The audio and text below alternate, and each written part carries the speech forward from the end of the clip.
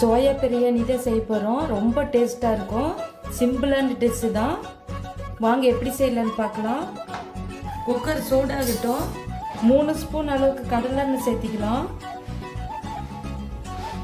2 spoon நெய் சேர்த்திக்கலாம். ரொம்ப டேஸ்ட்டாக இருக்கும்.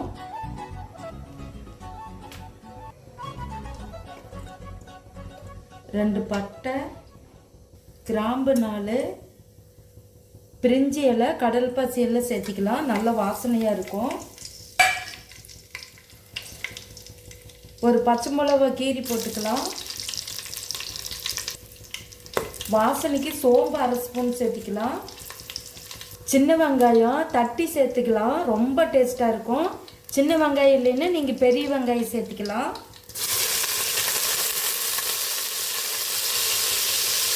சின்ன வெங்காயம் இப்படி தட்டி சேர்த்துக்கிட்டோம்னா டேஸ்ட்டு சூப்பராக இருக்கும். இஞ்சி பூண்டு பேஸ்ட் சேர்த்திக்கலாம். புதினா மல்லி இலை சேர்த்திக்கலாம்.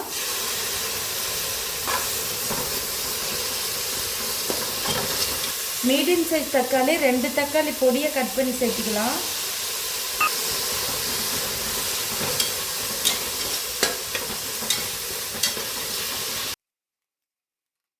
தக்காளி வதங்கிறதுக்கு கொஞ்சமாக உப்பு சேர்த்துக்கலாம்.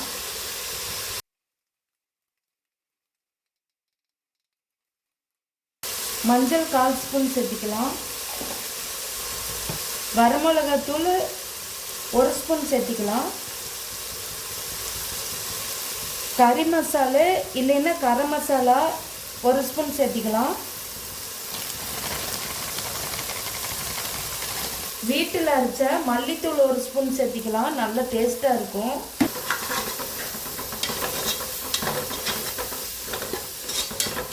கெட்டி தயிர் 100 மில்லி சேர்த்திக்கலாம்.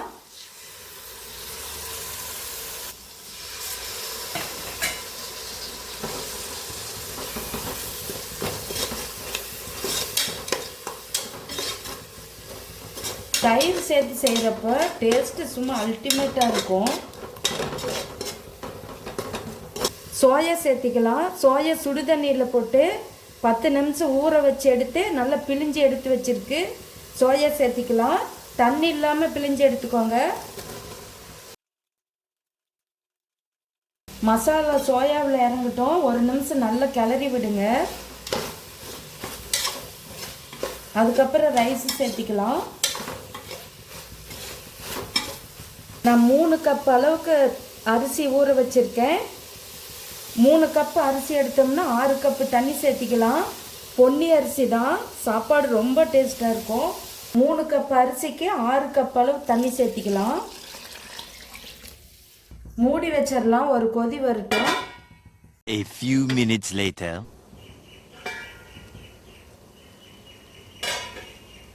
கொதி வந்துடுச்சு. இப்போ அரிசி சேர்த்திக்கலாம். பொன்னி அரிசி தான். 1/2 மணி நேரம் ஊற வச்சுருக்கேன். ரொம்ப டேஸ்ட்டாக இருக்கும்.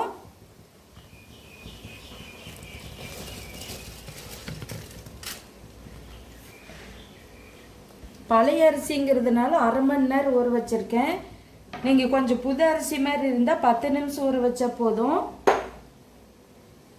தக்காளி வேகிறதுக்கு கொஞ்சமாக உப்பு போட்டிருக்கோம். இப்போ தேவையான அளவு உப்பு சேர்த்திக்கலாம்.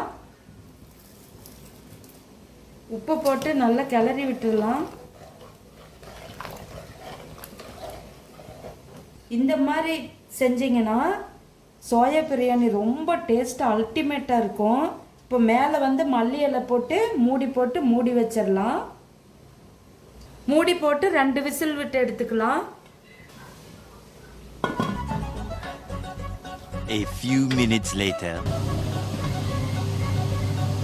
சும்மா அல்டிமேட்டாக இருக்கும். எந்த மாதிரி இருக்குது பாருங்க.